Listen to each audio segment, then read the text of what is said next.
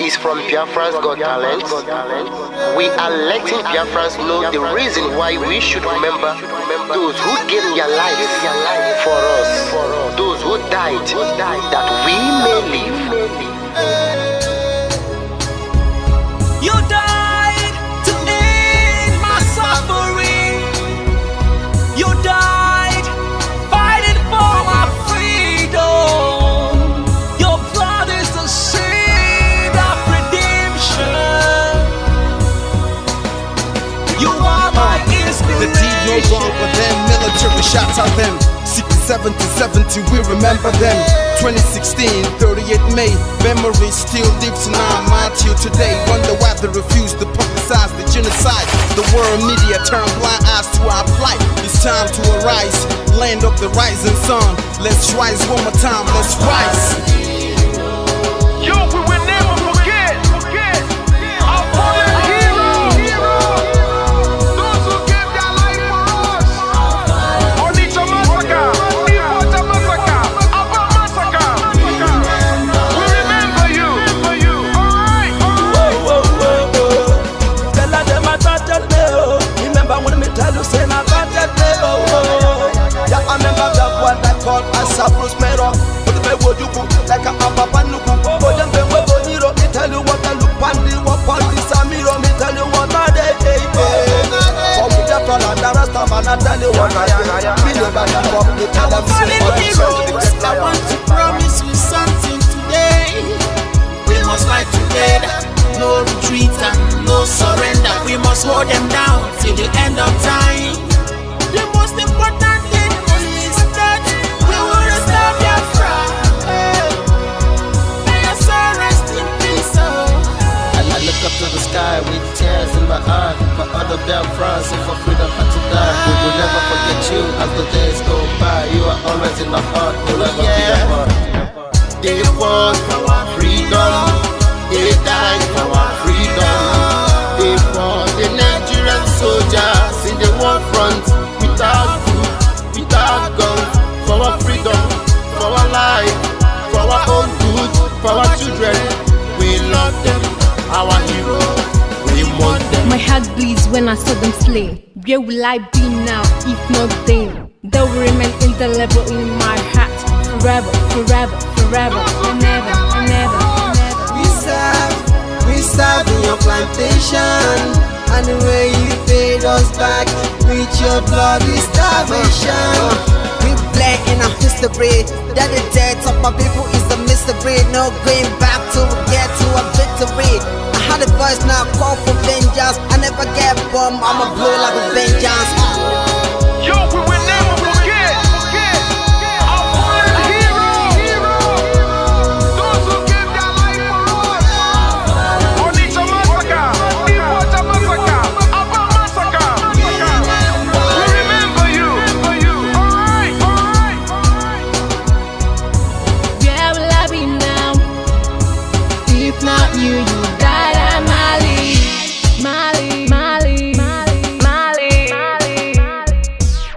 They were starved to death because of our freedom, and they paid the debt for our freedom. Flag high for those that died in the genocide, fighting for you and I.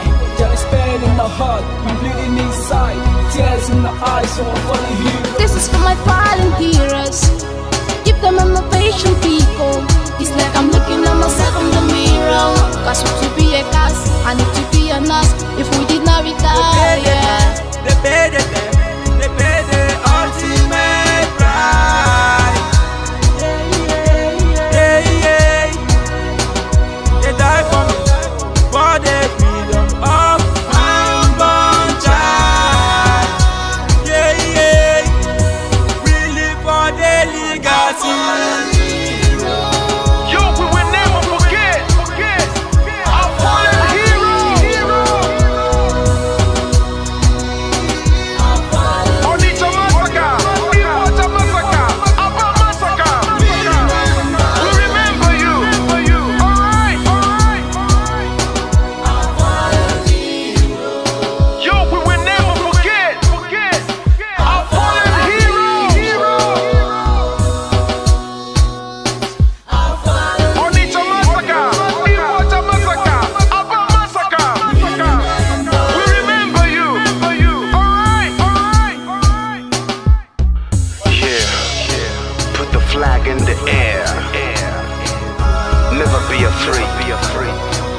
march on, cause we are more than conquerors. Yeah, you know what it is. We must revenge, and we must stand to represent who we are.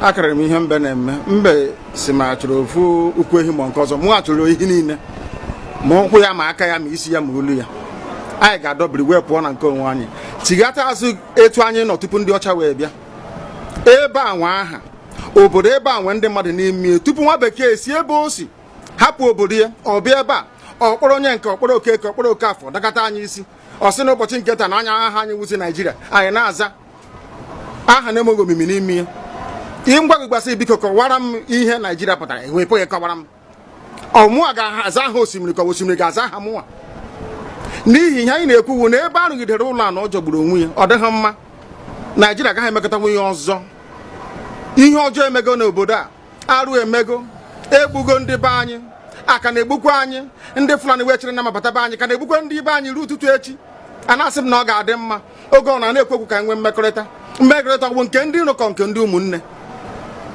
ha egosighị anyị ọtụtụ mgbe ha kpọrọ anyị asị onye ajụrụ ajụ na-ajụ onwe ya ha jụrụ anyị aja ama njụ onwe anyị agbanyeghị na anyị nwe ngwa ahịa n'ugwu Awụsa agbanyeghị na anyị na-azụ ahịa ebe niile dị iche iche na-eme nke ọma kama onye gara ndụ kpakụ onye ire rie n'ihe ọ Ndụbụisi ka anyị na-ekwu okwu ya ka anyị cheghata azụ ebe a ruo obodo anyị ka o wee maa mma wee karịa obodo ndị ọcha na mma ọhịa anyị na-arịọ nwoke na ugwu nwee nkwanye ugwu n'ime onwe anyị ọnwa anyị pụọ n'iro a na-etigbu anyị pụọ n'iro ekwu okwu asị ọ bụ gịnị ma anyị ji wee ekwu okwu ụmụ ihe ndị a ka anyị sị na anyị agaghị anabatakwa ya ọzọ.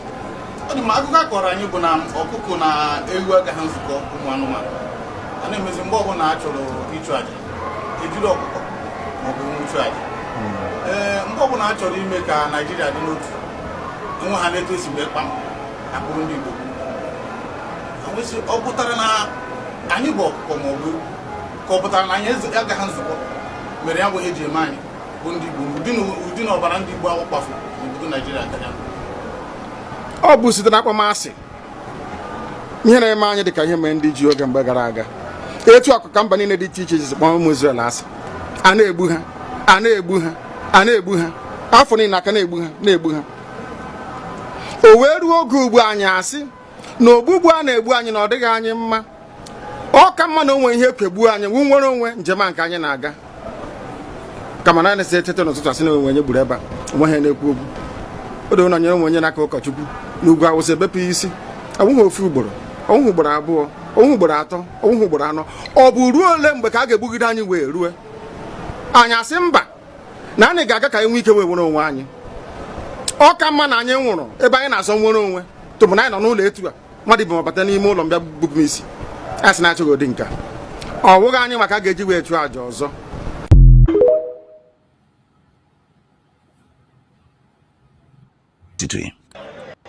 onye si na ya ga-ata anyị ahụhụ ma ọ bụ na anyị fe arụsị anyị wee na-efe arụsị mgbe were iwe gị na ọmụma gị wee bịa leta anyị ụmụ anyị wee na-anwụsị ụfọdụ nọ n'ụzọ ije ha anaghị alọta ụlọ ọzọ nne na nna wee na-ata ahụhụ wee na-ata ikikere eze nwaanyị konye ka ọ gaa ubi gaa rụọ ọrụ Fulani chiri ehi bata ebe ala ihe n'iyi okwu ebepụ ya isi anyị bụ ka anyị kpọpụ onye nwe anyị n'ugwu Awụsa ahụ ejide anyị wee gbuo ihe ọ bụ anyị mara aka n'ime ha si maka ha aga n'ihu elekwa ọdụ ụgbọ mmiri n'igwe ọcha bụ ememiri ọhịa nke dị na Kalaba otu aka ahụ anyị na-ala nsọ ebe Biafra bụ ndị kọstọm sokwenye anyị n'etiti anyị anọghị n'ime mmiri kama kọstọm juru ebe niile ha wee na-ata anyị ahụhụ anyị kwuo sịkpụta anyị ka kpọchie anyị kwuo sịkpụta anyị ka gbagbuo anyị onye nwe anyị na Chineke na nke bi n'igwe ọ bụ ụzọ dị anya ka isi wepụ ndị iro anyị anya wee karịa ndị nke gị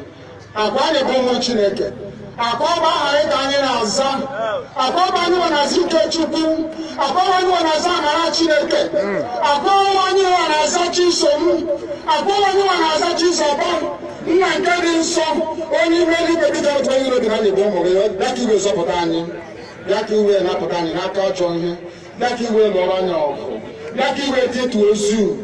Ọ bụ ọkọwa memilere Goliath, Chineke nna nke igwe ruo memila Fero, sikwa otu a mee ka Fero ka ọ guzo n'ihu ụmụnne anyị biobi ka o wee taa akọkwa igiri ụtọ ọzọ. Ị ga na-edu anyị n'ụzọ niile nke ezi omume. Ọ bụla adịghị na anyị na-aga ndagwurugwu onyinye ọnwụ.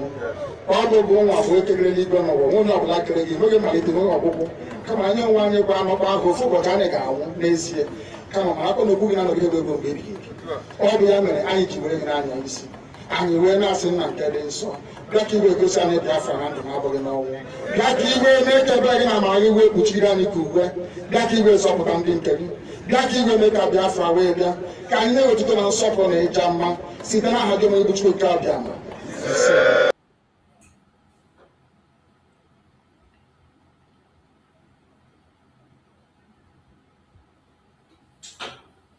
Welcome. Thank you for joining us on this very evening program. We are going to have a very quick one, as we always do. I welcome every one of you as you join us, like and share the program to our platform. Share to family and friends, share to your neighbors, share to everyone that is close to you. We must continue to do our best, no matter how difficult it is, no matter the hard time. No matter the difficult times, we will continue to do our best to pass the information and to continue to encourage Biafrans.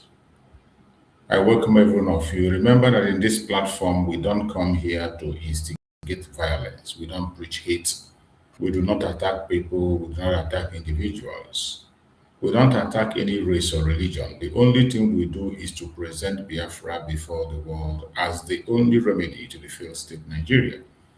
And we have come once again. We've had a very long program in the morning, and it's a kind of a continuation, and what we are saying is nothing but the message of unity.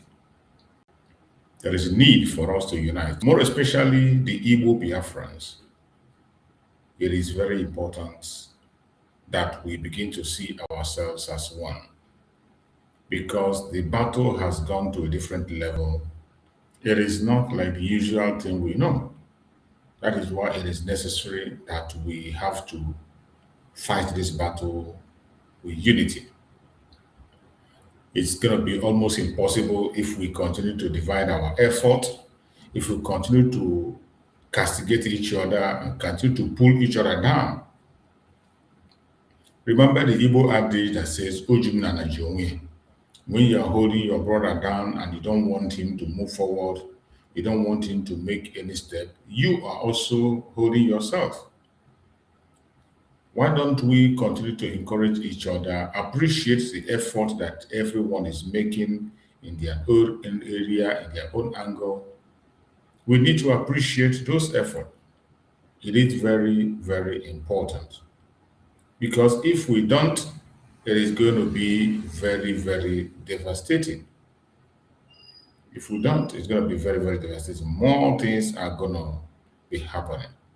That is why at this point in time, with the level of what is happening in that contraption, we all are supposed to focus on one particular thing. We are supposed to focus on one thing, make sure that our voice is heard. And how do we make sure that our voice is heard?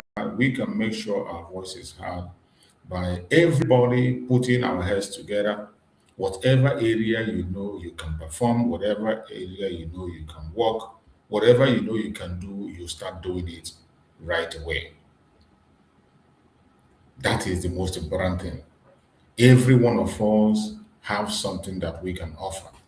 Just like our leaders have said in previous videos that I played, that there are certain things that IPOB can do and other people cannot be able to do. There are certain things that other people can do and some other group cannot do. Everyone has area that they can perform. Everybody has area that they can perform better. And it is very important, it is very, very important that every single one of us continue to put in our effort that area that we know we can perform best. so that at the end of the day, when we bring all these activities together, we can be able to achieve something better. Our Prime Minister Mazi Samareko used the language, harmonize it. By the time we come together and we harmonize what we are doing, everything is going to work out just the way we want it. It is very important. It's very important. The time for us to harmonize our efforts is close. But some of us are still busy. Some of us are still busy thinking about irrelevant issues. Some of us are still busy fighting each other. Some of us are still busy trying to pull each other down. That is not good for us. That is not good for us. And every single one of us, we must be very careful. We must be very careful. There are so many things that are happening these days. And with what is happening, the only assignment we have is to position ourselves properly so that Biafra will be mentioned by the strongest nation of the world. I can bet you that the United States of America is ready to speak about Biafra. They are very much ready. But what about us, you and I? Are we ready? Are we ready to do what we are supposed to do? Are we ready to speak the way we are supposed to? That is the question. How ready are we? Because it is our unity that is going to attract sympathy for us. It is our unity that will make the world to take us serious. It is our unity that will make the United States of America to take charge of our issue. But if we continue to counter each other, we are not going to make headways. That is why I have also warned that we should beware of those fake sympathizers. Anybody that is not a Biafra agitator, you have no business with him or her. Those people that are masquerading as being sympathizers of Biafrans, but they will tell you they are not for Biafra, they are not IPOB. They can be trusted. You can't trust them and you can't do anything with them. You must not believe them in whatever they say. There is only two things one can do. It is either you are serving Nigerian government or you are serving Biafra government. It's either you are pursuing Biafra or you are pursuing one Nigeria. You cannot be a one Nigeria. You are talking about election. You are talking about P2B and his election. You are supporting politicians. At the same time, you say you are a sympathizer of Biafra. You are a fake person, fake human being. That is what you are. And we have seen so many of them, men and women, parading themselves. Like the woman that always comes to attack Mazi Samareba. Lolo Neka has said it that she is not for Biafra. She is only chasing Igbo cause. She is not a member of IPOB. As far as I know, let her continue her Igbo cause. We appreciate what she did. But dabbling into the issue of Biafra and trying to denigrate and insult our Prime Minister, Mazi Samareba, is unacceptable. Mazi Nandekano has never one day rebuked or insulted Mazi Samareba. Mazi Nandekano has never one day insulted Mazi Samareba. With all the propaganda and blackmail that we are taking to him in court, with all the propaganda, all the lies they were pushing to him, there was never any video. You can never see any video where Mazi Nandekano called Mazi Samareba out. There's no single video existing anywhere where Mazi Nandekano called Mazi Samareba out. Because he knows that Mazi Samareba is fighting a just cause. He knows that Mazi Samareba is fighting a just cause sincerely. He knew Mazi Samareba before he went inside. It doesn't matter, even if he does not agree with everything that Mazi Samareba does, he can never criticize him or attack him. But those of them who are agents of the caliphate, agents of Nigerian government and politicians, Go and check all of them. They are all attacking Mazi Simon Ekpa. Even when Mazi Simon Ekpa have been out of the picture for almost 2 years now. For almost 2 years, Mazi Simon Ekpa is not in the picture, but they don't want to remove his name in their mouth. The worst is Lolo Neka today. Every day, Lolo Neka. Even after Mazi Nanakan have warned her, told her that what we want is peace and unity among us. Unity among us. But what she continued to create is a division. Go to her platform. Anytime you see her talking, she will always bring that division. Go to see her on TikTok. Whenever she's discussing about the issue of IPOP, she will always antagonize Mazi Samara, call him all unprintable names. This is the same woman that says she made the investigation and she found out that the people who are causing the mayhem in Biafra land are the Nigerian government. So why are you bringing Mazi Samara in the picture? What has Mazi Samara done to you? Did he steal your yam? Did he refuse to marry your daughter? Why are you always abusing Mazi Samara? Why are you creating division? Why are you creating division? Even when Mazi Nani can have recognized every group and told everybody to work together for the good cause of the Biafran people. But the only thing she does every time is attacking Mazi Samara. Mazi Samara remains the only project that she has. She has no other project apart from denigrating Mazi Samara. Bringing his name in wanting, even when he is not needed. Always call his name. This is sad. Her attitude is really shameful. Very shameful attitude. A mother at that. A mother who is supposed to be a peacemaker. Even when you claim you met Mazi Nanegana, the lawyers came out. When the lawyers came out, did you see the lawyer read Mazi Samanapa in his paper? Did you see the lawyer in that place say anything about Mazi Samanapa? Did you? Did you hear Mazi Samanapa say anything? Did Mazi Nanegana say anything about Mazi Samanapa in that letter that the lawyer read?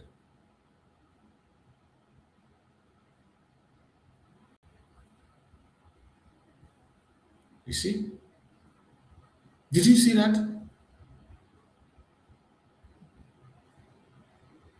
But they continue to attack him. They continue to attack him at any given point in time. How long are you going to have? Are you going to do that? Do you think you can change the truth? You can't change the truth. And the Biafrans know what they want.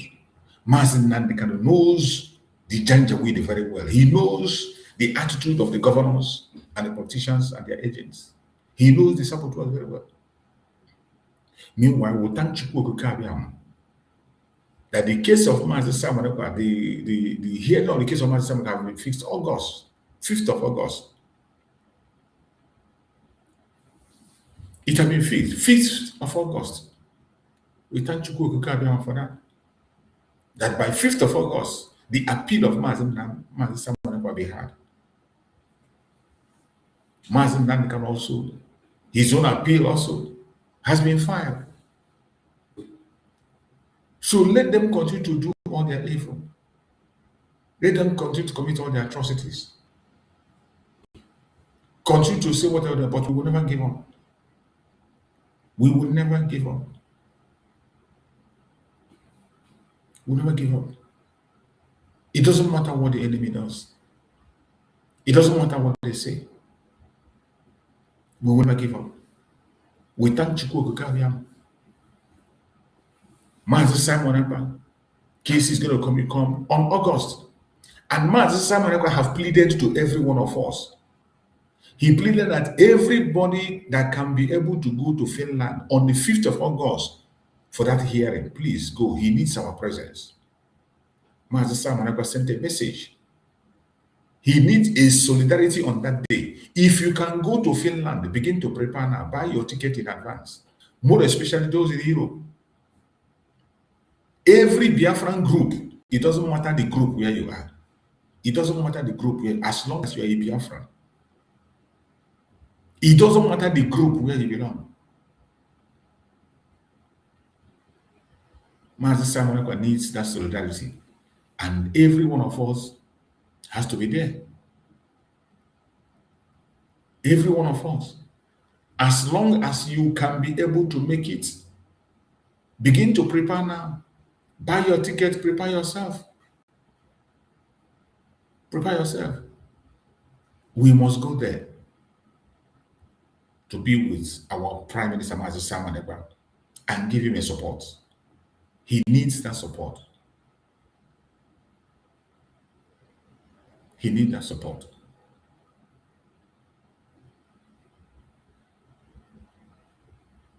He needs that support. Very, very well. So wherever you are, begin to prepare yourself to go to Finland on the 5th of August to support our Prime Minister, Mazi Simon Ekpa. He personally made that request that people should come on that day to give him a support and witness what is going to happen. It is very important. So wherever you are, begin to prepare now. From now till August is a long time. You can buy your ticket now. If you buy your ticket by now, you're going to get it cheaper. When you buy your ticket now, you're going to buy your ticket very, very cheap. So prepare yourself. We are going to go there in solidarity with our Prime Minister, Mazi Simon Ekpa, for his case that is coming up. We are not going to give up. No amount of propaganda or blackmail will stop us. So my fellow Biafrans, lovers of freedom across the world, please continue to be strong. Don't allow anybody to pull you down. Continue to make your little contribution. Continue to be strong. Any group you belong that you trust. The most important thing, don't go in a group for gossiping. Don't join a group because of gossip. Don't join a group because of praise singing. Don't join a group because you want to show yourself, because your brother, your sister, your friend join, or your townsman join. No. Join a genuine Biafran group because you want freedom.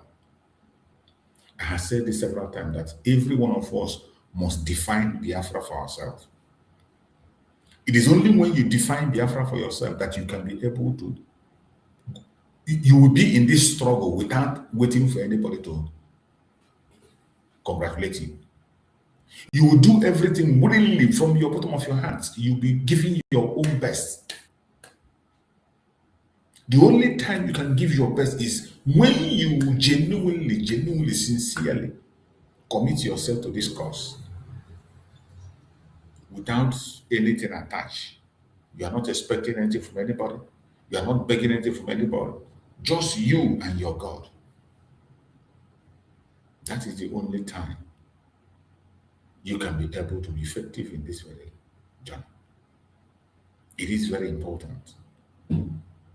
Very important that every one of us must be able to do what we have to do. Very important that every one of us must be able to participate effectively. Very important that every one of us must be able to speak up, make your little contributions as a Biafran that you are. No matter the group, no matter the section, just choose where is comfortable for you. The only thing you must not do is to go and turn it into a platform of blackmail, propaganda, and attack. That energy you are going to waste to attack your brother, can you please channel that energy? Channel that energy to somewhere else. We have a lot of exposition to make on what is going on. You can't finish the exposition of Nigeria. You can't finish it. All these saboteurs and criminals distract. You can't finish the information. All these fake sympathizers everywhere. Look at them every time attacking Mazi Simon Ekpa. You can even take that one as your own work. Take that one as your own obligation. That any place you see somebody attacking Mazi Simon Ekpa, you go after the person. You can take that one as your own office. You see many people, they will tell you, we are not member of IPOB. We are not this Biafra, but they sympathize with Biafra. We like what Mazi Nnamdi is doing. Mazi Nnamdi is a nice guy. At the end time, they attack Mazi Simon Ekpa. They call him different kinds of names. They attack you, they attack me. Any attack against Mazi Simon is an attack against me, is an attack against you. We should not be giving those people that space to rejoice and continue to do evil and miss. I pray that Chukwu Okike will give us wisdom, knowledge, and understanding to overcome the challenges ahead of us. You're welcome, my brother Max. Thank you, bro Max. Thank you for joining, bro Max. Thank you for joining the evening. Thank you so much, Mazi Chicks. You're welcome. Thank you, and good evening to each and every one of you in the comment section. Good evening to you, Mazi Chicks, and your family, your wonderful family, for the support that they have given to you to continue to fight for the people of our land. Good evening to Mazi Namdekano, wherever you are. Prime Minister Simon Ekpa, wherever you are. No matter whatever that is going to come your way, do not be, jittery, because the Chukwu Kikabiama that has brought you and kept you going to today will never abandon you, because what you are fighting is a just cause.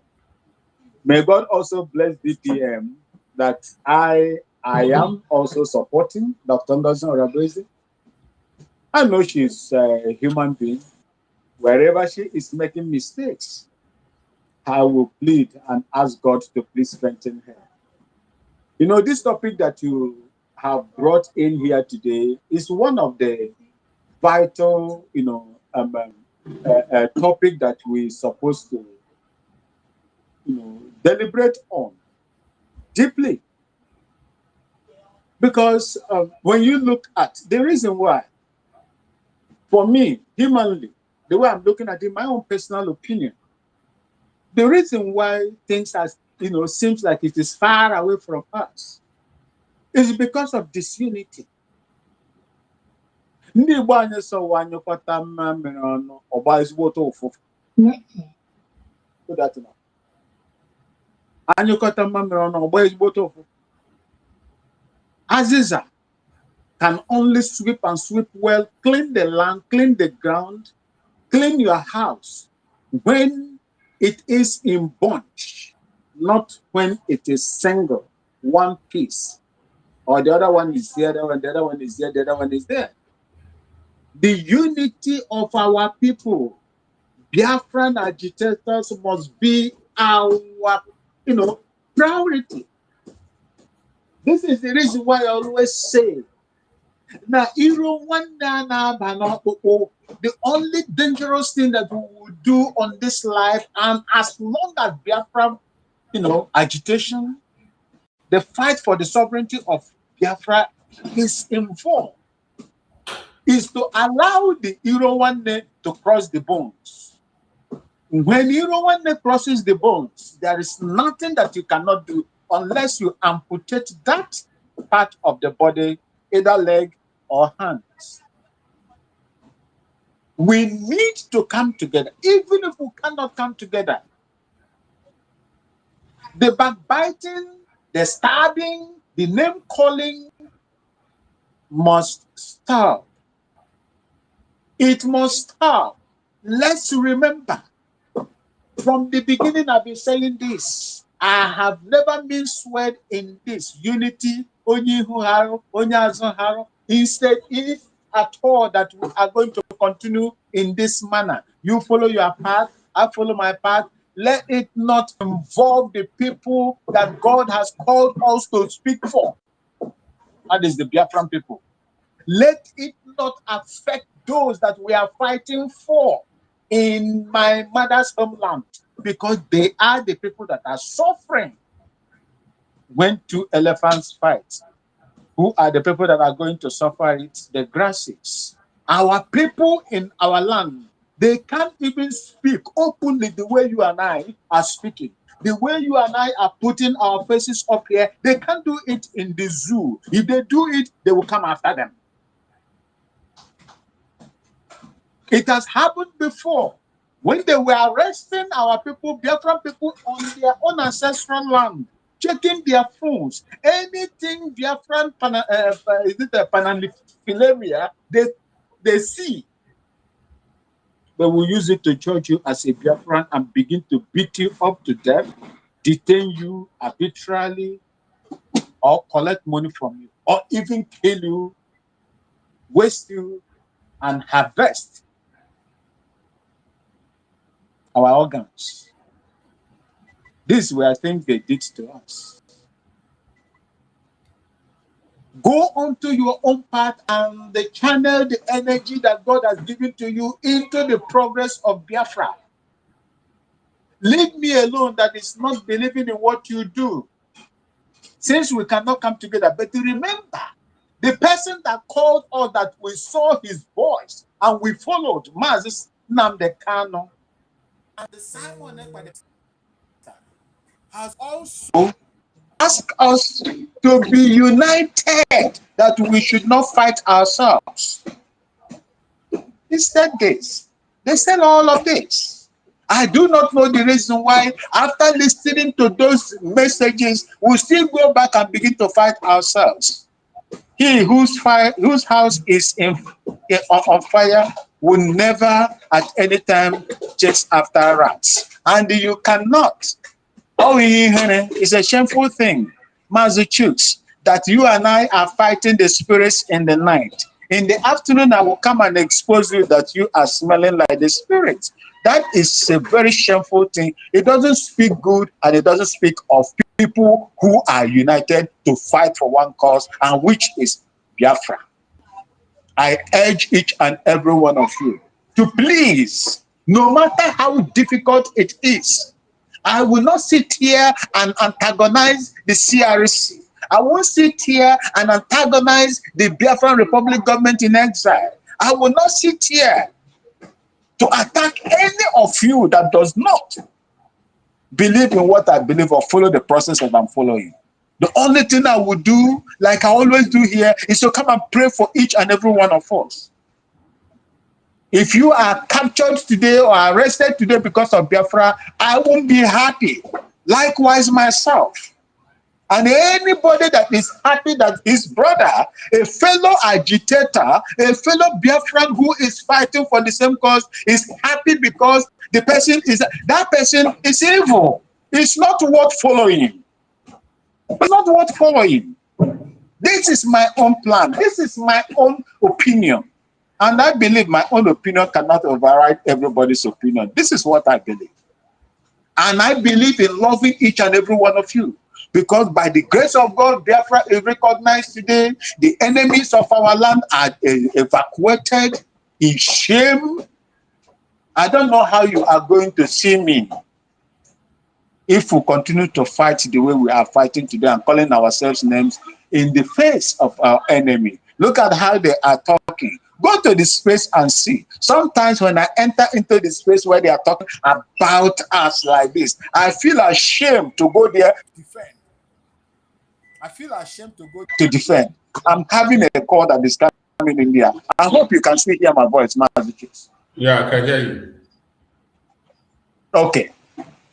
You see, I beg each and every one of you, no matter only who hara, remember that there is only one thing that is in front of all that makes me to know you and for you to know me. That is Biafra. The dignity of that land which we have vowed to protect. The land of Biafra, that the ancient land of Biafra that you and I have vowed to protect. The people land that you and I have vowed to protect. The land, the culture, the tradition, the custom, whatever that it is used to know you people, that is what we are fighting for.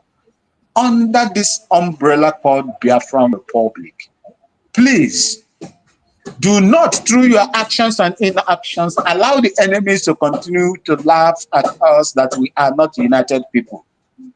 Do not, no matter how bad it is. That is the best thing that will happen in a people that are fighting for a cause, who are fighting with one voice. This is my own message to you people. And I am speaking as your Okene, not as a leader, but someone who feels the impact of the enmity between each and every one of us if we allow it to fester.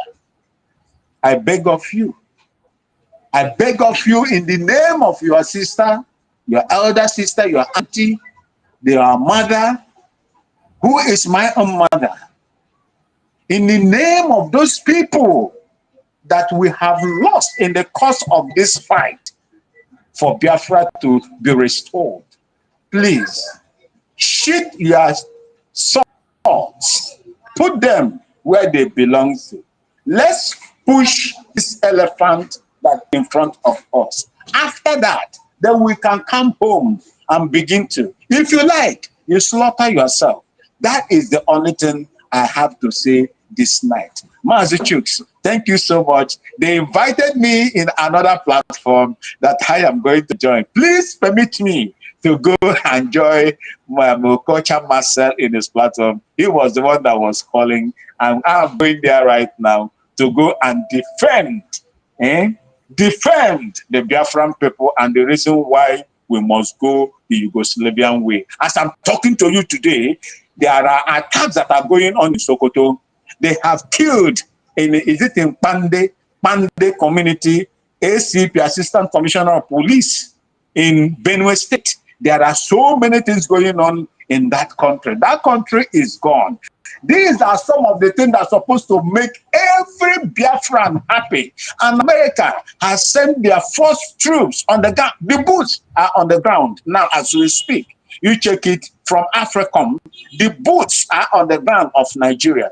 And I think Bola Ahmed Tinubu and the U.S. Defense Section agreed that, and Trump in Rome last year. So the boots are already on the ground. And as long as America is talking to Nigeria to fix their house, fix your house, and you refuse to fix your house, then America has no option than to come and do which you have failed to do with all the powers that you have as a giant of Africa, if at all you are one.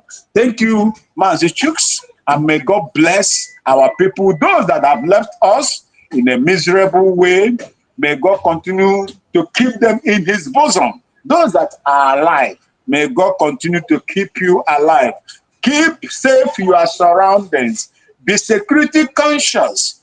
Tell your brothers, your sisters, your parents where you are going to, so that they will know. If it is not necessary, do not drive at night. Do not drive at night. Please, these are some of the things that you should, take into consideration. I love you all, and I remain your Okene and we from the little beautiful city of Bolgatanga in Upper East Region, Ghana. I love you all. Thank you, Mazi Chuks, for giving me the opportunity to speak. Thank you so much, my brother Maxwell. Thank you so much. I appreciate you for your contribution as always. Thank you so much. And every Biafran that is watching us, wherever you're watching from, I appreciate every one of you. Just like we are saying, this is a very critical time that every one of us must continue to speak one voice. Mazen Nandekano have sent a message, and he said, I am with everybody. He appreciates every group. I am not advocating that all of us should come and be in one group. That is not what I'm saying. What I am saying is that any group you belong to, you feel that is working for you, be there and be serious, focus on Biafra. If your heart is convinced that this is the group that is working for you, go ahead. I'm not the one to direct you. All of us have our freedom of expression, have freedom to your own opinion. You can have freedom for your decision. The most important thing that every one of us is anchored on Mazen Nandekano. Every one of us is connected to Mazen Nandekano. If you are not connected to Mazen Nandekano, that is a problem. Both the IPOB, both the CRC, both the government in exile, and the USB, everyone is connected to Mazen Nandekano. And Mazen Nandekano said he recognizes every group. What you have to do is to be serious and do what you have to do. I thank you, that the Liberation Army of Biafra are back. The Liberation Army of Biafra have also called for peace. So if you know your own office, mind your business. Mind your business. Don't poke nose in somebody's business. If you know you are in diplomacy, continue your diplomacy. You think you are working on the ground, continue your underground work. At the end of the day, the result will come and we will always see it. If you're on defense, continue on the defense. Those who are working hard to see that Mazi Samarikwa is out, continue on that path. Everything is heading to one direction, freedom of Biafran people. And you know where to channel your support. If you want to support the Liberation Army, make inquiry, find out the means to reach them. Every one of them have a means to reach them. You want to support the Liberation Army, there is a way to support them. You follow, ask questions, get the means and support them. You want to support the case of Mazi Samarikwa, the means to support is there. You ask questions, how can you support? You can contact those of us who are on media. If you contact me on media, I will tell you what to do and how to go about it. You want to support the Liberation Army? I've not seen their contact yet, but I believe they have a contact on how to support. They must have their own means of support. For the case of Mazi Samarikwa, Imam Madabu of CRC, they've talked about it. So the choice is yours. It is your own choice. Anything you want to do, any group you want to support, it is your own choice. The money belongs to you. The brain belongs to you. The decision is yours. I will not decide for you. My purpose of coming here is to promote everything that comes out for the benefit of Biafra. Anybody that is speaking on behalf of Biafra, once I find out that you did something that I can see, me, I take my eye see. Once I see it, it is genuine, I will promote it. I don't need to be in your group to promote it. I don't need to be with you to promote it. And I don't promote human being. I don't promote individuals. I don't promote people. I don't care what your post, what your position is, your rank, how rich or how poor or how big or small you are. I don't care. What I care about is the product you are giving Biafrans. When I see the product you are offering to Biafrans, I will promote it.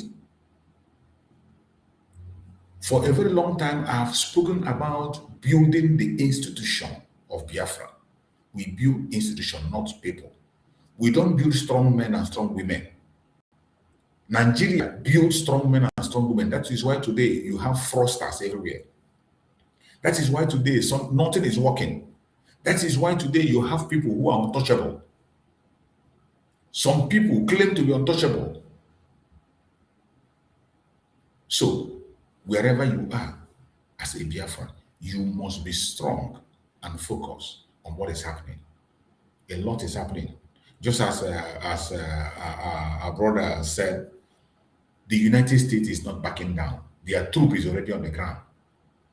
The only thing that will make them to mention us is our unity.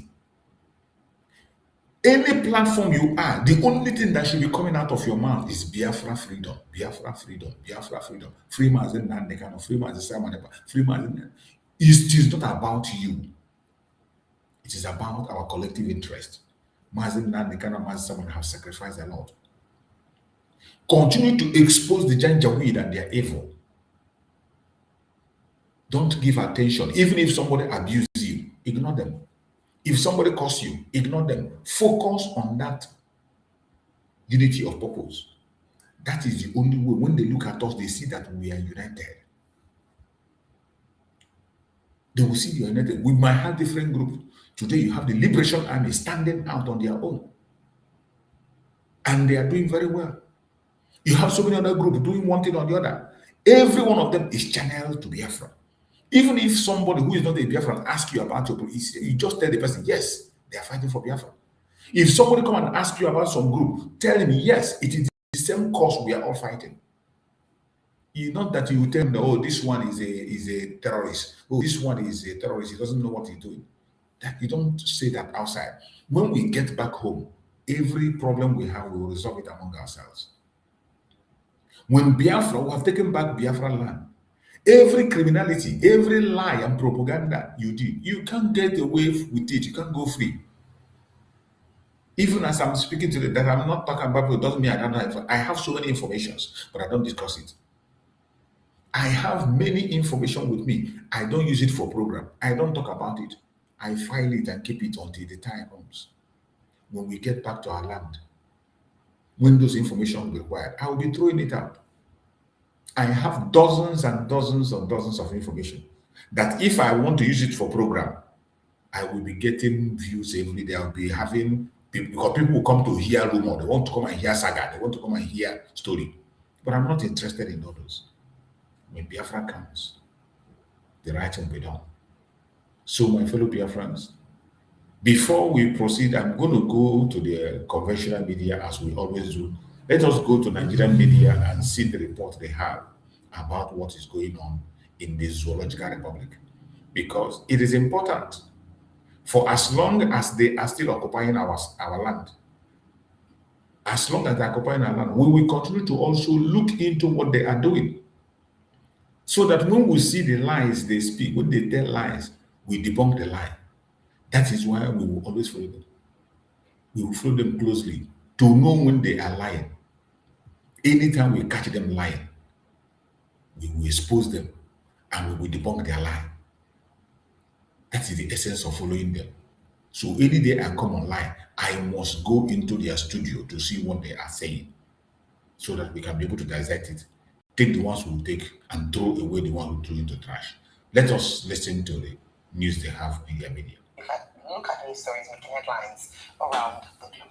First off, Nigeria's President Bola Tinubu says his government will not reverse economic reforms while calling on the World Bank to accelerate financing and support Nigeria's growth agenda.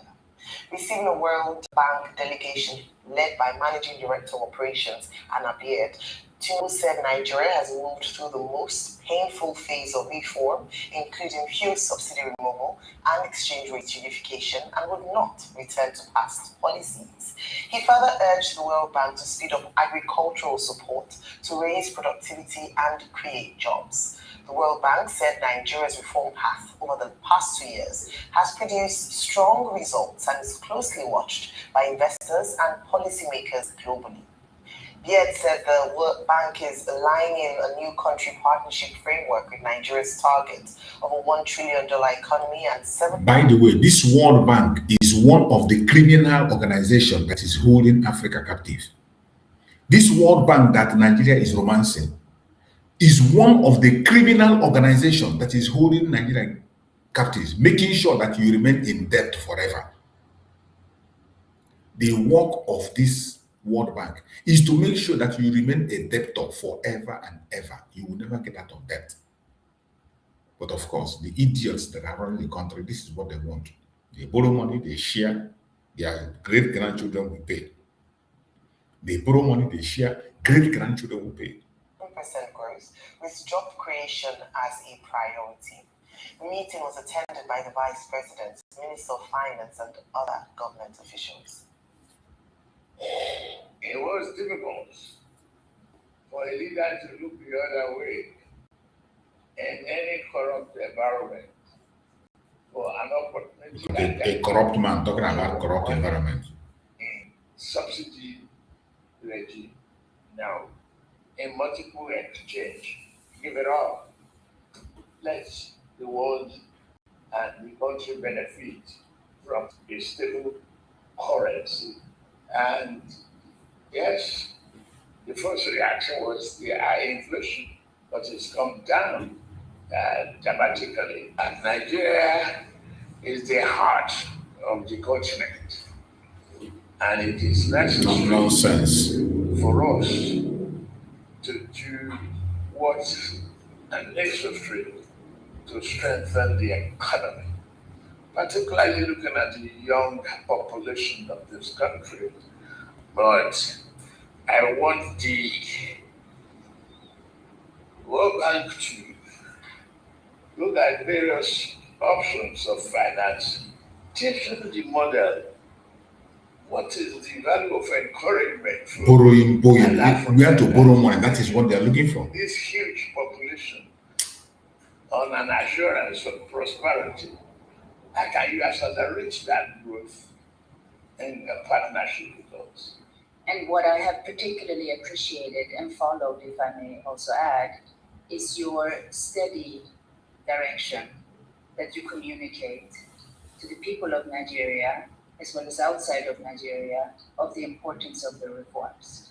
Because that has given confidence and clarity that even when You are talking nonsense. All these things you are saying is not the reality on the ground.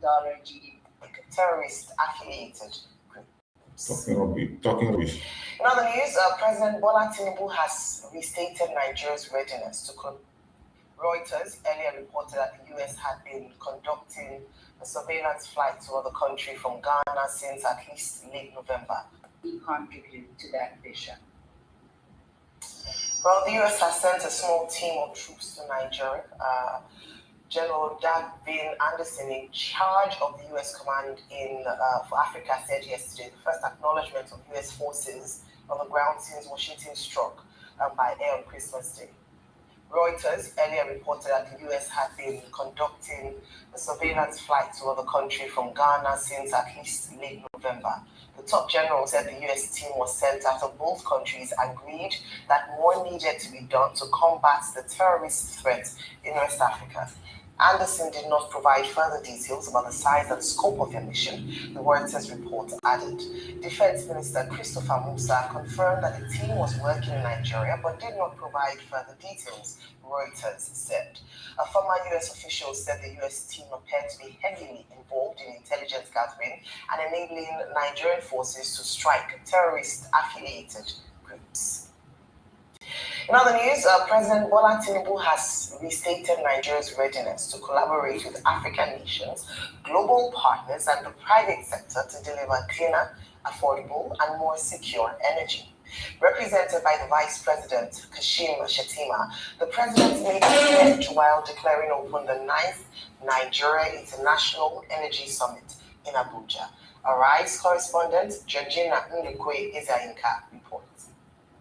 Industry leaders, policymakers, and innovators are in Abuja for the 9th Nigeria International Energy Summit, exploring strategic partnerships, energy security, and investment opportunities aimed at shaping Africa's energy future. Represented by Vice President Kashim Shettima, President Tinubu says energy remains central to peace, prosperity, and global stability. Nigeria stands ready to collaborate with Africa, Nonsense. global partners, and the private sector.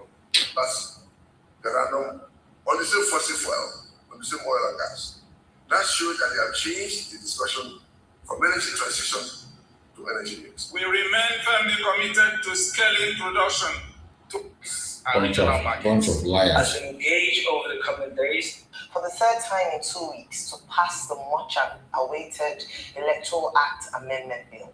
The Senate had received the report of its Committee on Electoral Matters on the proposed Electoral Act Amendment Bill last week. To avoid the mistake of rushing through the documents, the Senate set up a 7-man ad hoc committee with a mandate to aggregate the opinions of lawmakers on the proposed amendment bill and further fine-tune reports of its standing committee on electoral matters. When the Senate reconvened on Tuesday, there was not a mention of the Electoral Act Amendment Bill. Ahead of the 2027 general elections, there is a growing clamor on the need for the Senate to pass the bill, whose key provision is the electronic transmission of election results. The Department of State Services, DSS, has arraigned former Attorney General of the Federation, Abubakar Malami, and his son, Abdulaziz Malami, before the Federal High Court in Abuja on terrorism-related and firearms charges. According to the charge sheet, Malami is accused of abetting terrorism financing by allegedly failing to prosecute known financiers during his tenure as Attorney General. The defendants are also charged with unlawful possession of a firearm and ammunition allegedly recovered from Malami's residence in Kebbi State, including a Sturm Magnum rifle, live cartridges, and expended rounds, contrary to the Terrorism Prevention and Prohibition Act 2022 and the Firearms Act of 2004.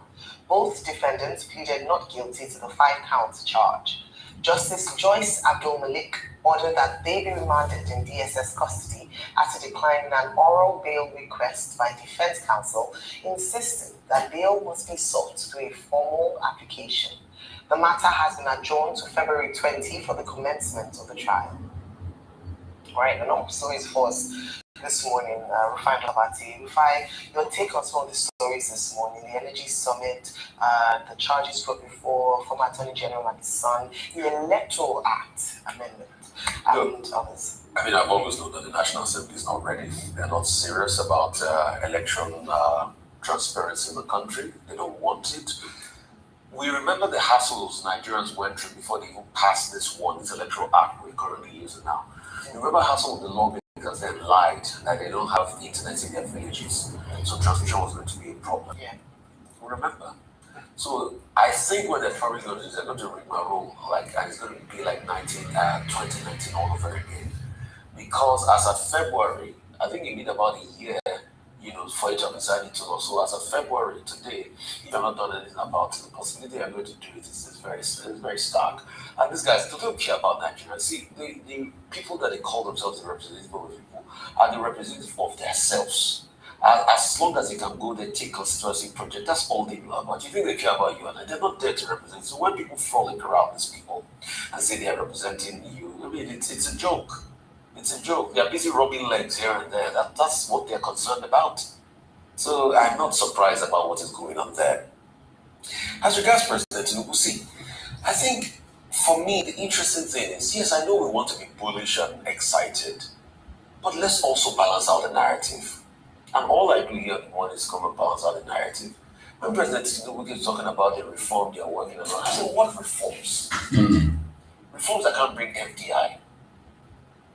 The total FDI Nigeria made last year was about 900 and something million USD, not even in the billion range. All right, that's the total FDI.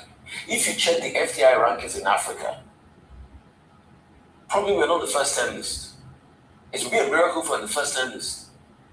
The government keeps saying, oh, FDI, but that's go in and go out money. That's money that can be taken out quickly at any point in time.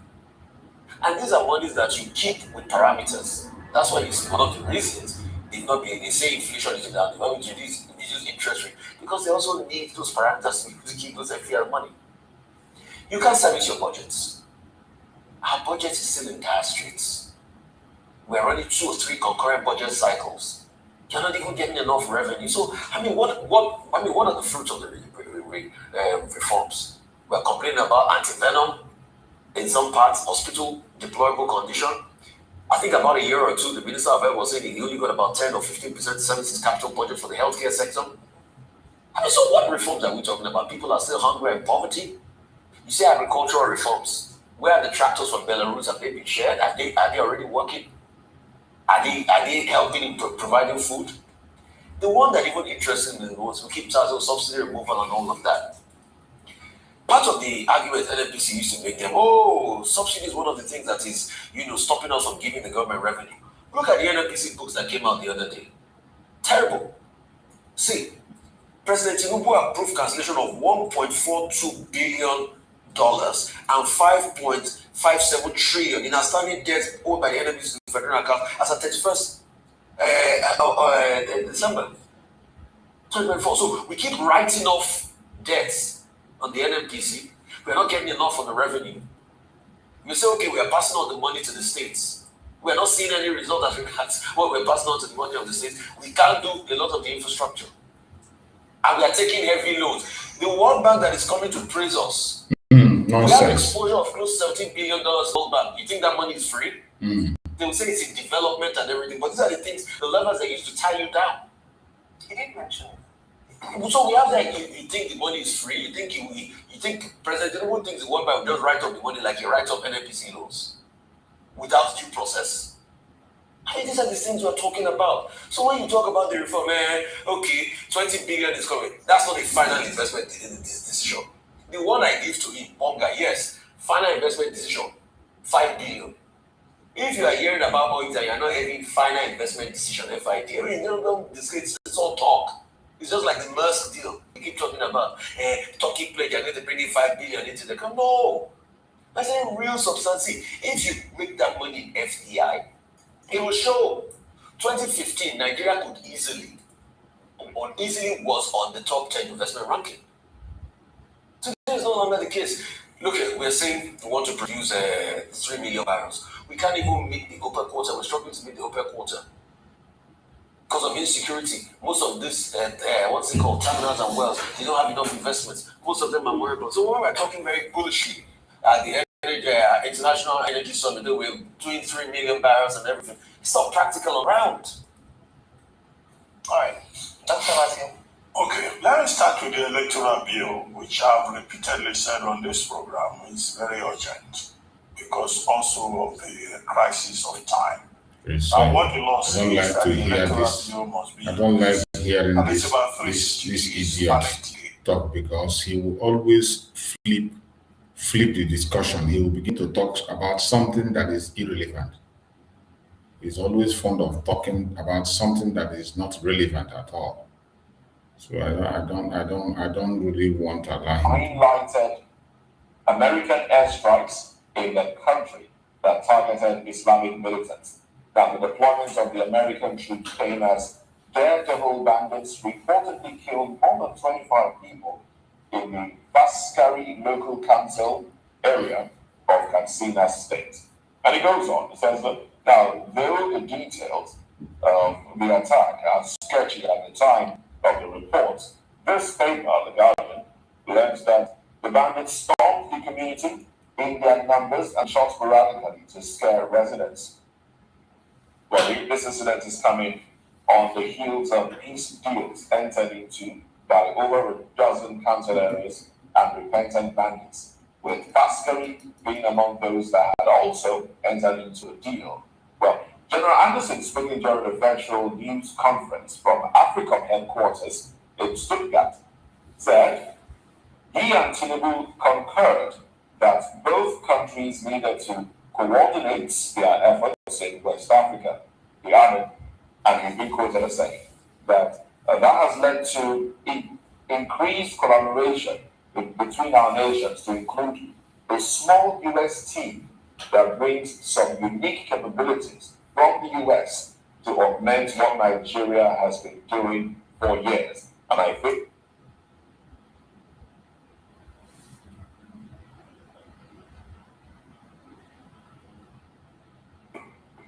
that is excerpts from that particular story. So, it's really scary that at this time, they only reported the one in Katsina. I think there was another attack that killed about 20 people. So all in all, we're looking at 50 casualties in just one day.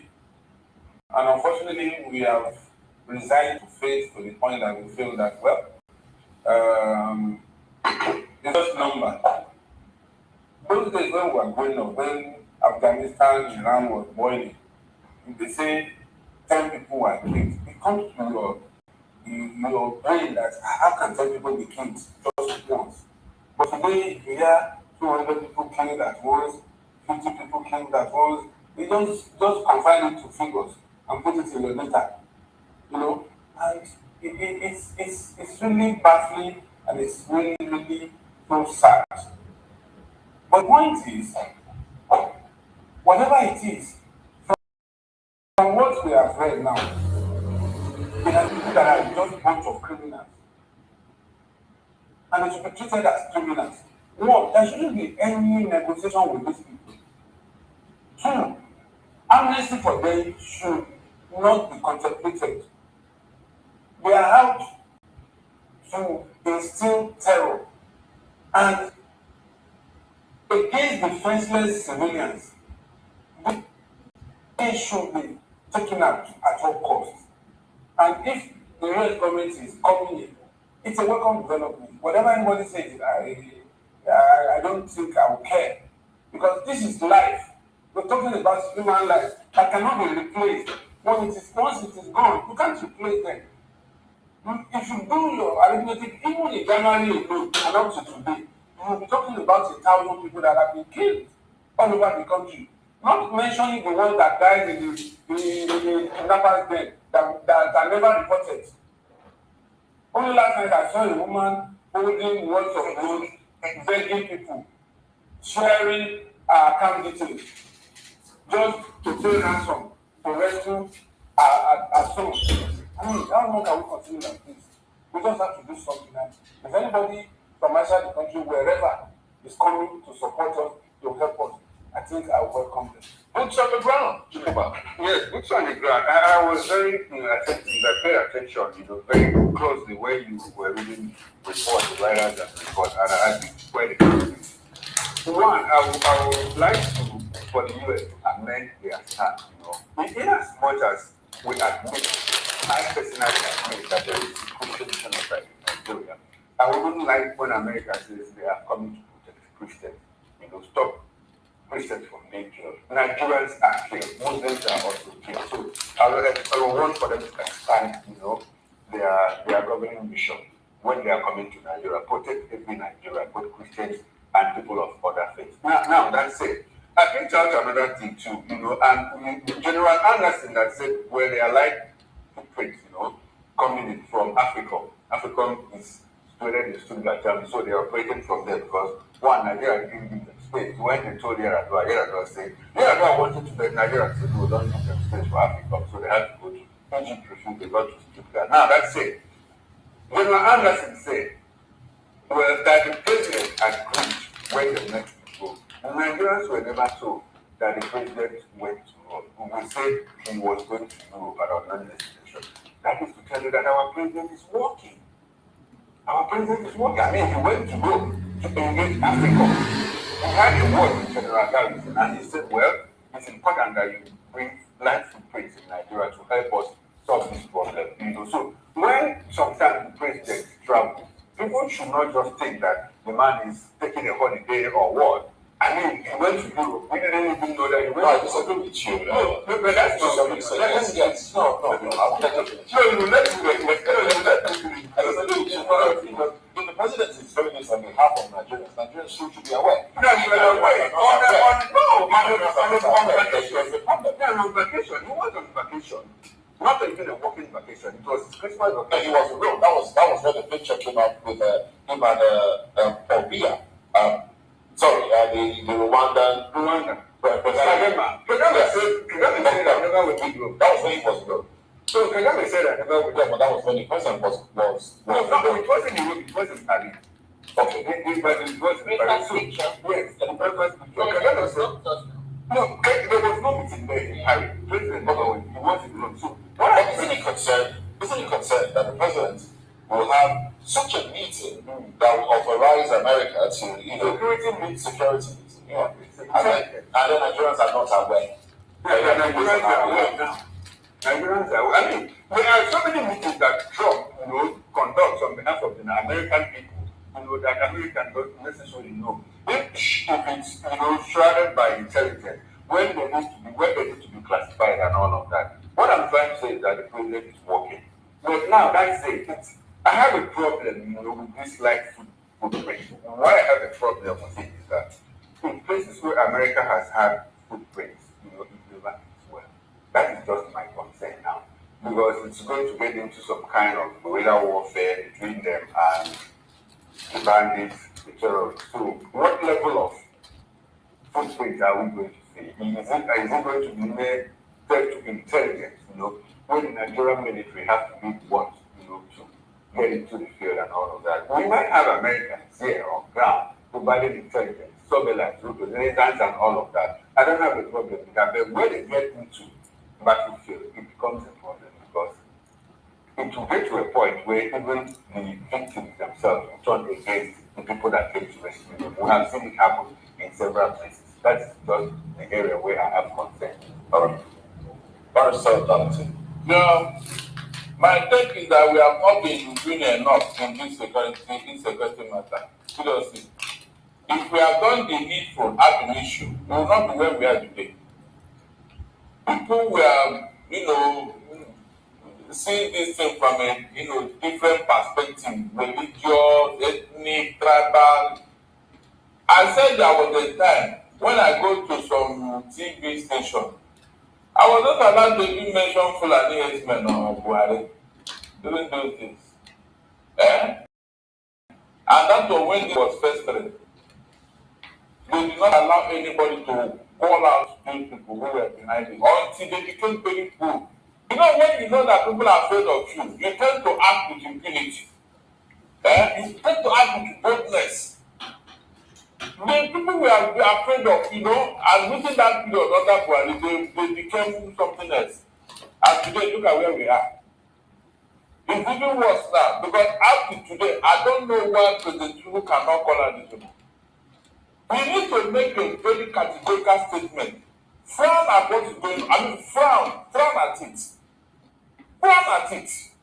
Because when I thought was disturbing exactly, he said something. Everybody had it. He mentioned names. So why is it that he just, with what's going on, even at the time the northern way is calling to come and impose state of emergency there, he didn't bother. So what is he trying to avoid? We can't talk about what's going on here. America has to be telling us what they discussed with our president. Is he not going to come and tell us these things? So how long will you continue to be afraid of? The president has been condemning the killings of Nigeria. So what I said, call back the somebody is doing the killing. Look, when he went to beg me, even without evidence, he couldn't mention. It was the 13th that when this is not a full and this is not a farmer header class. The man had to educate and people him on what is going on. You think he doesn't know? At that point, what do you expect the president? He should have give a time what that this must stop. I said, call out the name. If you are the one stealing, to go to this place and see the other way, people are reporting. They say this man. When somebody comes to your parents and say, "What is this your son to stop stealing our goods or taking our things?" By the time they know that you have been called out, which you will think twice before you go to another mission. There is a way the first question he asked was, the perpetrators of this crime have they been arrested? Who are those people? Who are those people? Who are the people? What is today? If you have some information. I don't like the way you are doing this, please don't tell me. You can be better, you know what is about to say. Like you say, I want to say, this is what I don't like to hear, please. After you say that, I on you. Why you say this now? The whole president doesn't know. In security, in society, are you aware that none of the people that committed the I said to call them out. Who are those people? Who are those people? They don't have a name, I think. They don't have a name. They don't have a name. I don't like the way they're doing this. I don't like the way I said call them out. Call them out. Tell the people doing it. Call them out. Because don't let me call other people out. That's what I'm saying here.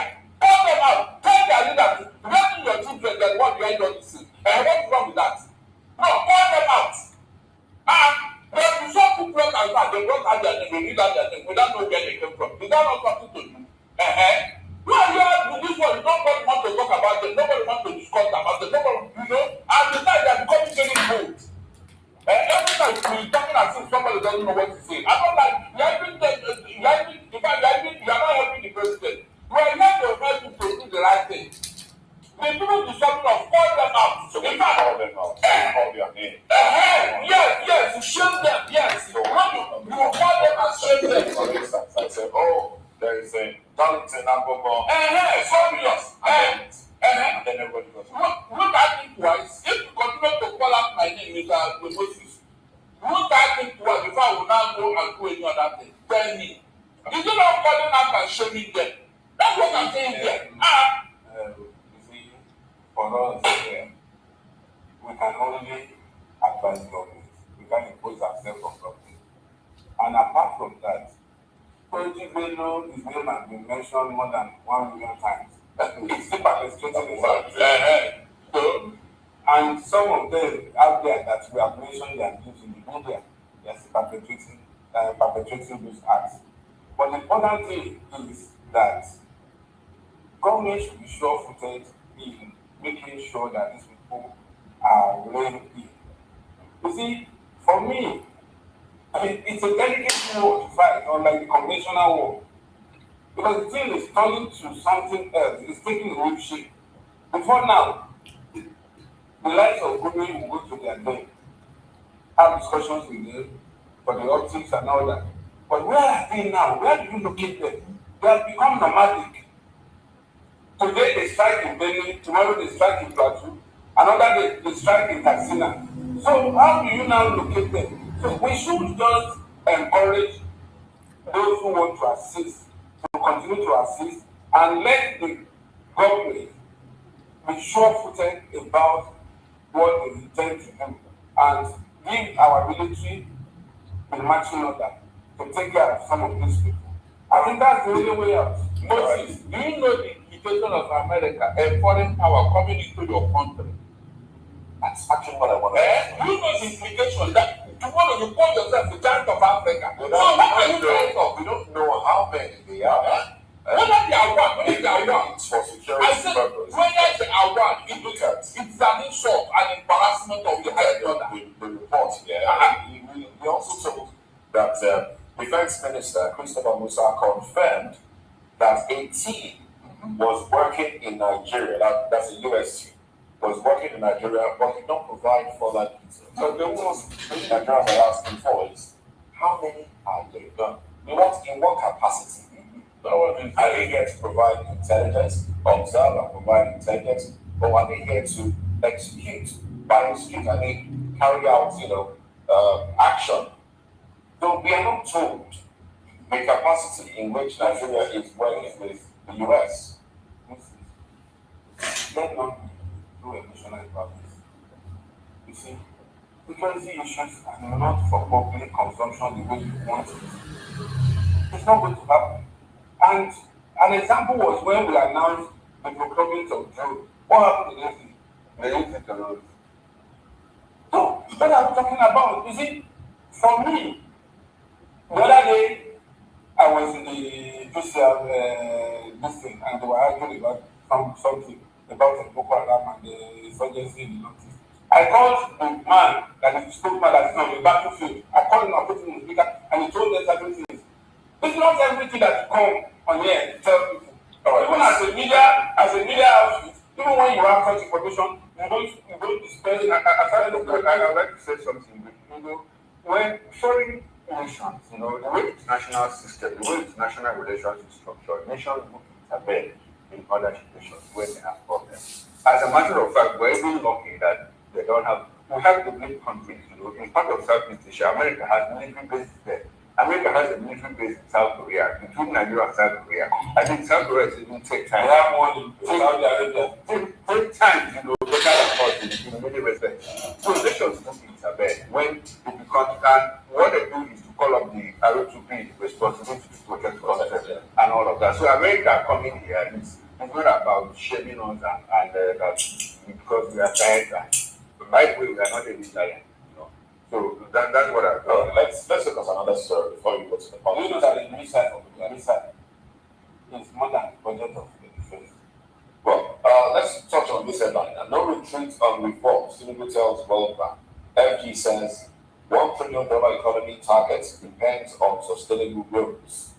So, President Bola Tinubu has assured a World Bank delegation led by Managing Director of Operations, Anna J, that Nigeria's bold economic reforms are irreversible, framing them as essential for harnessing the nation's vast potential amid its beautiful population and arable land.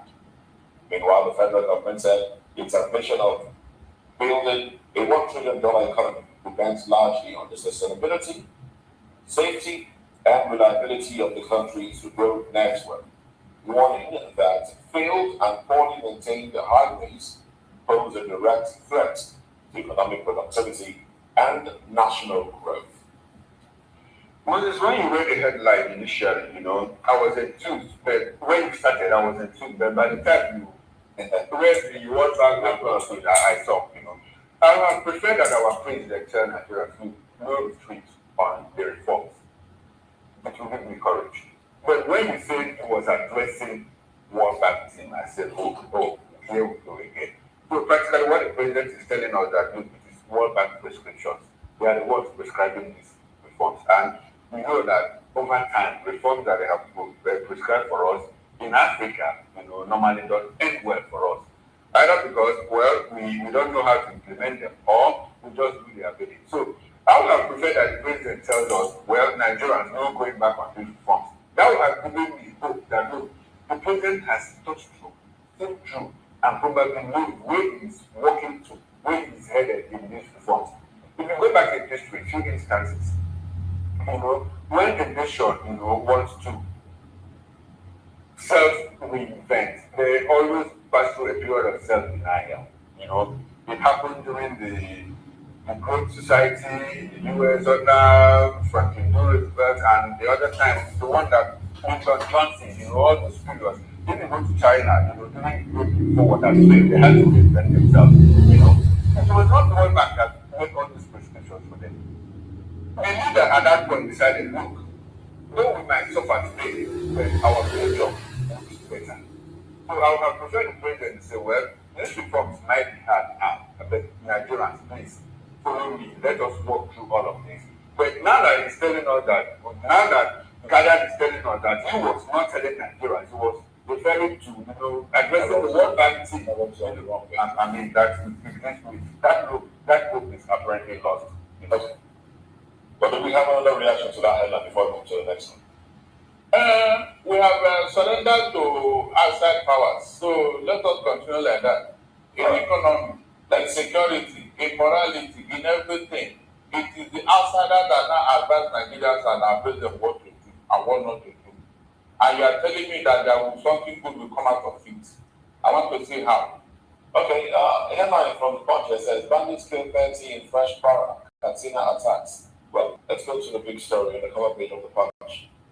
Electricity subsidy, federal government deducts 3.6 trillion naira from federation accounts as FG begins sharing of power subsidy burden with states, local governments. 1.2 trillion naira to be deducted yearly. All right, we might need to take some excerpt from that story. It's on, you can find that one on page 2 of the Punch newspaper. The federal government has proposed a 3.6 trillion naira deduction from federation accounts to fund electricity subsidies in 2026, 2027, and 2028.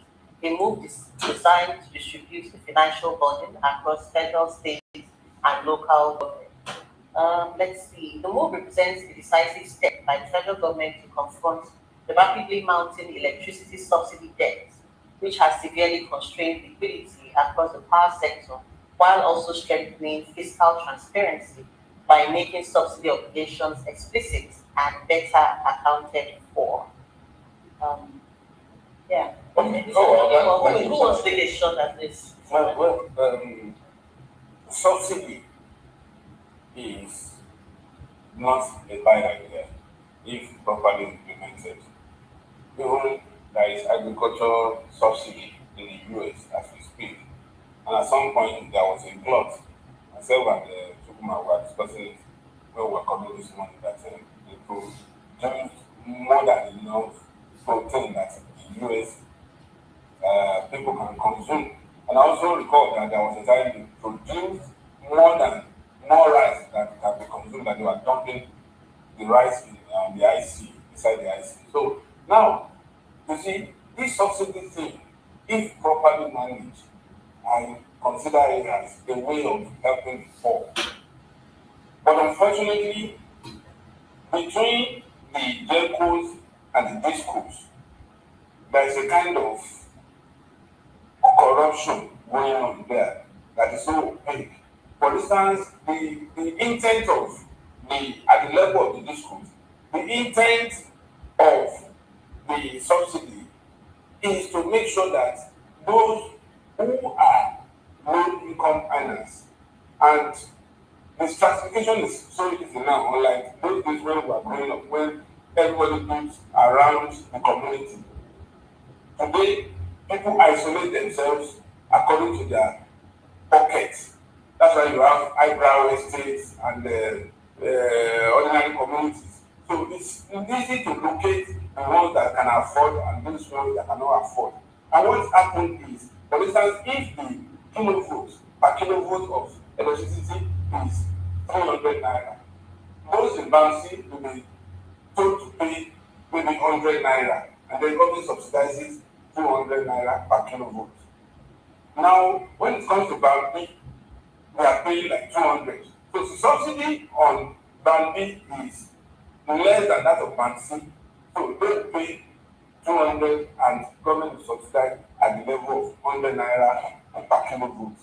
Then when it comes to band A, which some of us here also enjoy, we will pay maybe 250 per kilo goods.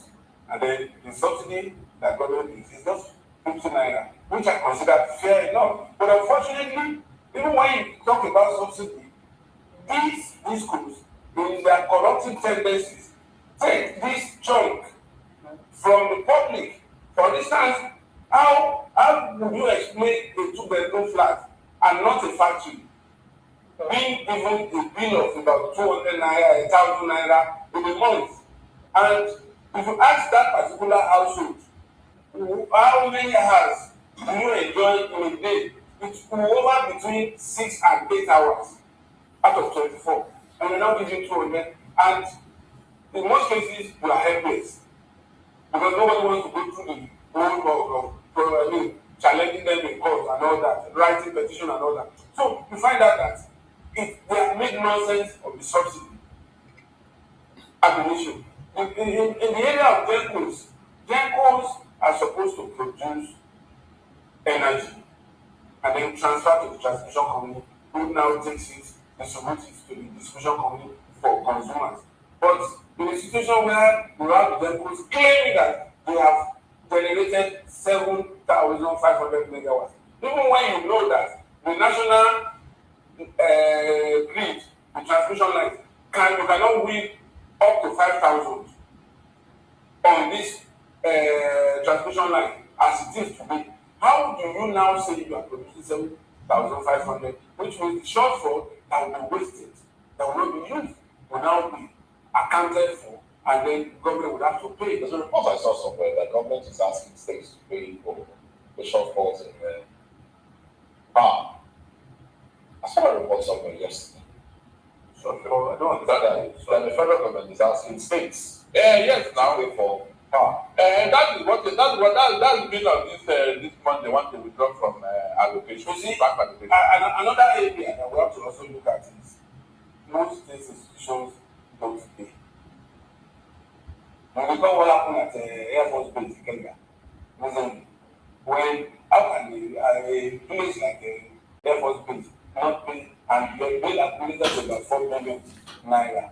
So when you allocate that in all barracks in Lagos, people are not paying, and then you also feel that other institutions of government are not paying because they feel that they have the cover of the government, and these people are in business to make profit. They will ask for their money. All right. Look, when subsidy was removed, please, because we need to go to the foundation of this problem. Subsidy on fuel or electricity. Subsidy on fuel. Okay. We were told something that the removal of this subsidy will enable us to power all other infrastructure.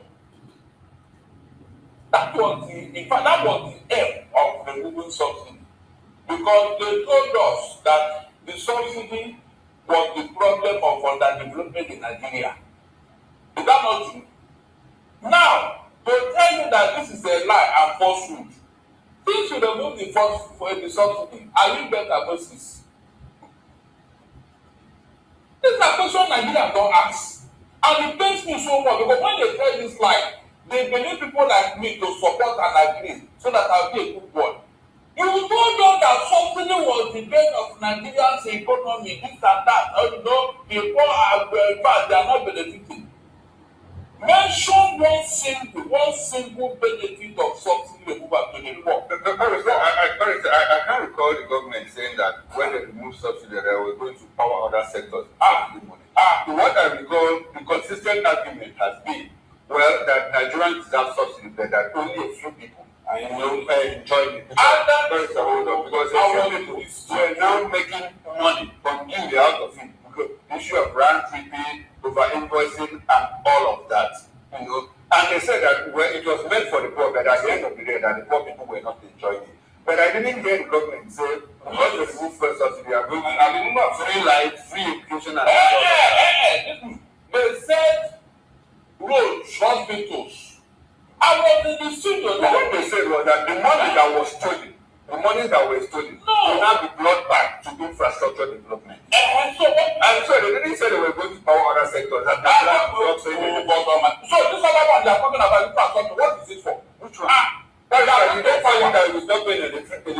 No, please. Let us. The next thing that you stop paying. Let us be specific here. Okay. Yes. When you said that the subsidy removal will bring the dividend and benefit to Nigerians, I am now asking you, mention one out of all the things they promised us that subsidy have solved. What problem? Good. You are still missing the point. I'm not missing. At what point did they tell you that because they removed subsidy that you stop paying electricity? Well, you answer that the same thing. No, that's what you say. Power sector. Power sector. That is not electricity. What is